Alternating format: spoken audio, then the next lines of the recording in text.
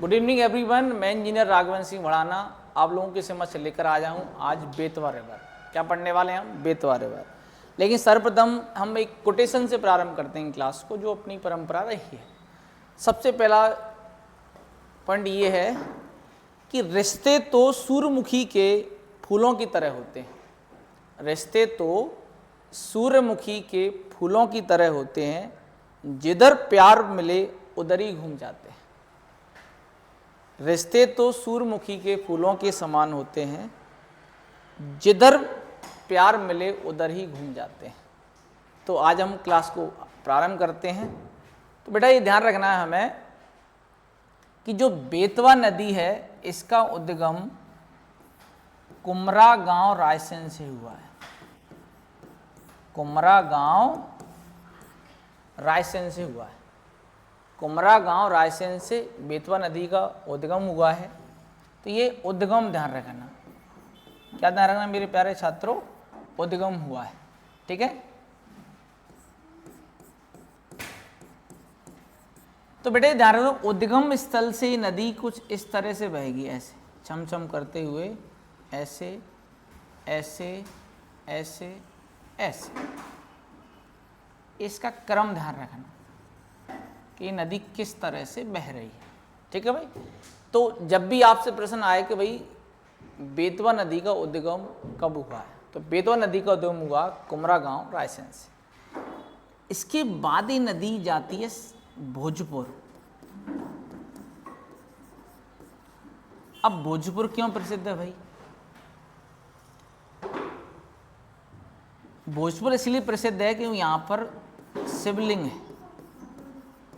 और ये शिवलिंग बनवाया था राजा भोज ने। राजा भोज ने इस शिवलिंग बनवाया था, लगभग 18 फीट ऊंचा है। तो जब भी क्वेश्चन पूछा है कि भोजपुर नामक शहर किस नदी के किनारे बसा हुआ है, तो आपको लगा देना है बेटा, नदी का नाम क्या है? बेतवा नदी। क्या नाम है मेरे प्यारे छात्रों? बेतवा नदी इसका नाम, ठीक है भाई। तो भोजपुर से बहती हुई नदी जाएगी कहां?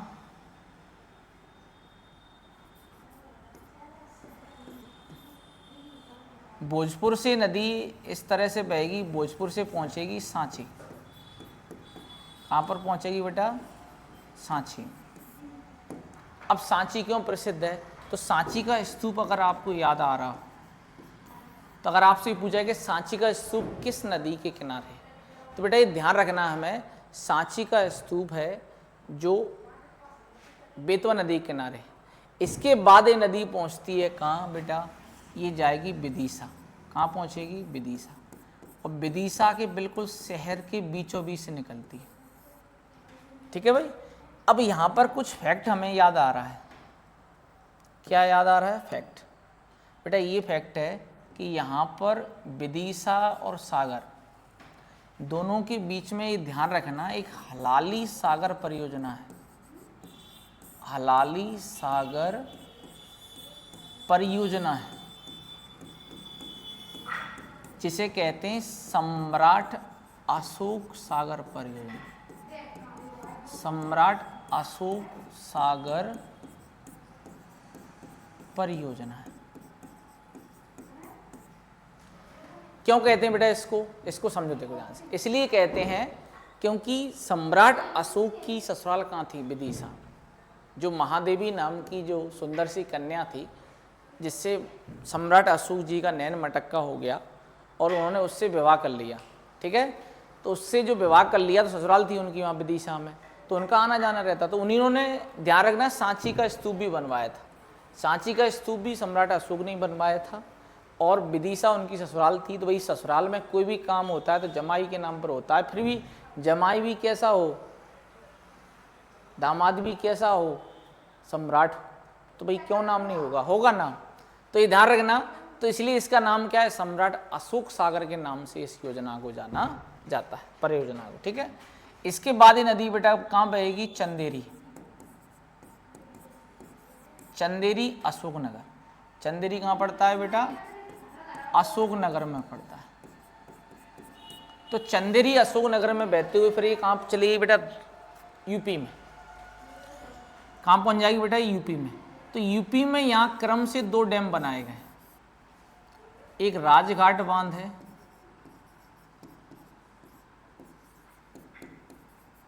और एक माता टीला बांध है। तो बेटा ये ध्यान रखना कि यूपी में बेतवा नदी पर 2 बांध बनाए गए, एक राजघाट बांध बनाया गया है तो दूसरा माता टीला बांध बनाया गया है। ठीक है, दोनों ही बांध किस नदी पर है, और राजघाट का नाम बदलकर हो गया रानी लक्ष्मीबाई परियोजना। क्या नाम हो गया है, रानी लक्ष्मीबाई परियोजना नाम हो गया है। किसका नाम हो गया है, राजघाट परियोजना का। ठीक है, इसके बाद ये नदी बेटा कहाँ पहुंचती है, ओरछा में। ओरछा इनकी राम राजा सरकार, राम राजा सरकार, यहां पर रामलला की मूर्ति विराजमान है। ठीक है, तो ओरछा किस नदी के किनारे, तो बेटा खुश होकर लगा देना है, नदी का नाम क्या है, बेतवा।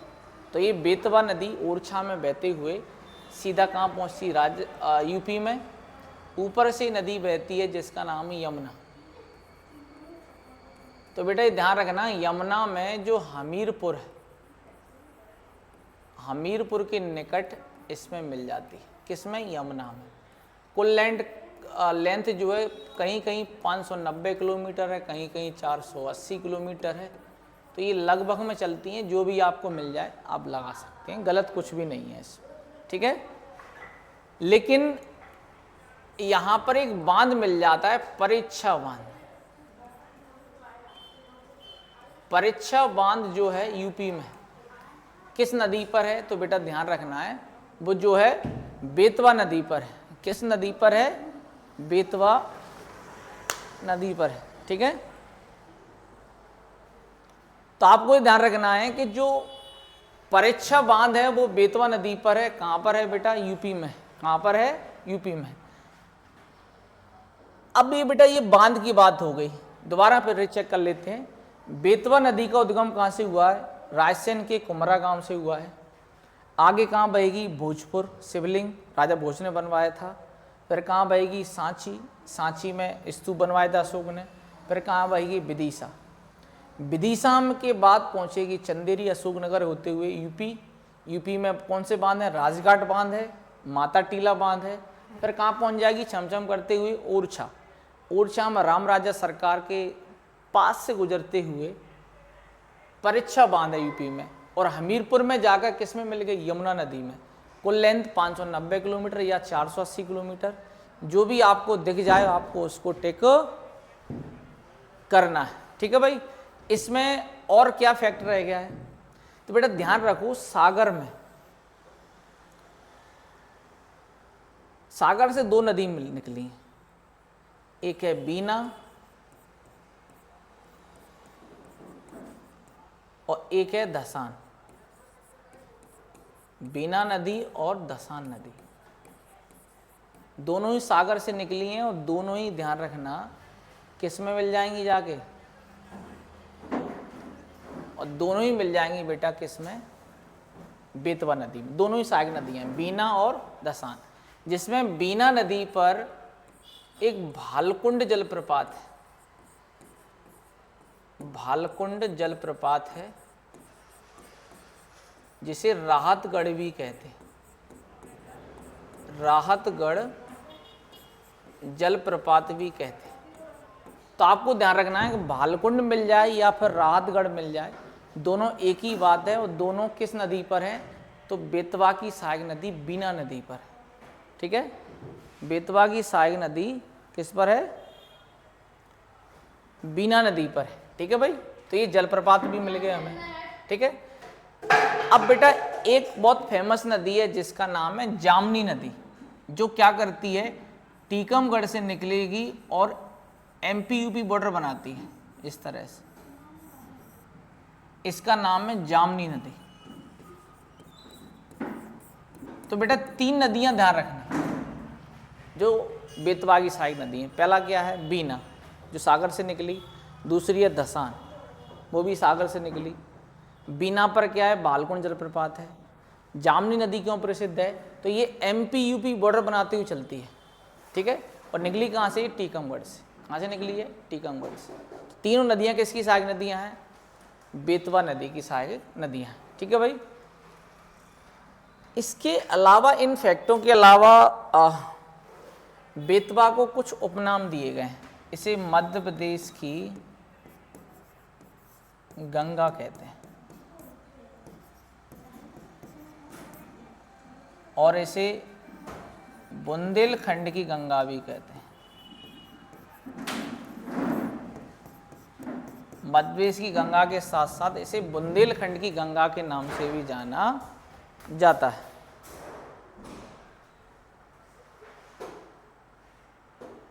ठीक है। और यूपी में इस नदी पर, बेतवा नदी पर यूपी में, मैं यहाँ लिख देता हूँ, बेतवा नदी पर यूपी में एक आइलैंड है। आइलैंड मतलब जो चारों तरफ से पानी से घिरा हुआ है, उसका नाम देवगढ़ है। देवगढ़ नाम का आइलैंड जो है बेतवा नदी पर है। और ये किस राज्य में है, तो उत्तर प्रदेश में। ये देवगढ़ का नाम का किला है एक तरह से। क्या है मेरे प्यारे छात्रों, ये किला है जो आपके लिए बहुत जरूरी है पढ़ना, ठीक है। इसके अलावा हम बात करें, ओरछा में बेतवा नदी को एक नाम मिल गया, उपनाम, वो है सतधारा। सतधारा नाम के उपनाम से भी जाना जाता है। कहाँ पर, ओरछा में। किस नदी को, बेतवा नदी को। तो इन सभी पॉइंटों को एक बार रीचेक कर लेते हैं, ठीक है भाई। तो पहला पॉइंट क्या है भाई, कि बेतवा नदी निकली कहाँ से, तो कुमरा गांव रायसेन से। भाई कौन कौन से शहर हैं, सांची, भोजपुर, विदिशा, चंदेरी, ओरछा, और अंत कहाँ होता है, हमीरपुर में, यमुना नदी में जाकर, ठीक है। अब इसकी भैया डैम देख लेते हैं। तो इस पर राजघाट बांध है, माता टीला बांध है, हलाली सागर बांध है और परीक्षा बांध है। 4 बांध है। जलप्रपात भैया भालकुंड जलप्रपात या राहतगढ़ जलप्रपात है। सहायक नदियाँ 3 हैं, दसान, बीना और जामनी नदी। उपनाम सतधारा, ठीक है। आइलैंड कौन सा है, तो देवगढ़ है, ठीक है। तो इस तरह से बेटा इन्हीं चीज़ों को अगर बार बार आप रिपीट करते हैं और बार बार आप इनको अध्ययन करते हैं, तो बेतवा नदी का कोई भी प्रश्न आपके एग्जाम से बाहर नहीं होगा। अगर मेरी मेहनत, अगर आपको थोड़ी सी लग रही कि मैं मेहनत कर रहा हूँ आप लोगों के साथ, तो क्लास को लाइक करें, शेयर करें और सब्सक्राइब करना बिल्कुल ना भूलें। जय हिंद, जय भारत।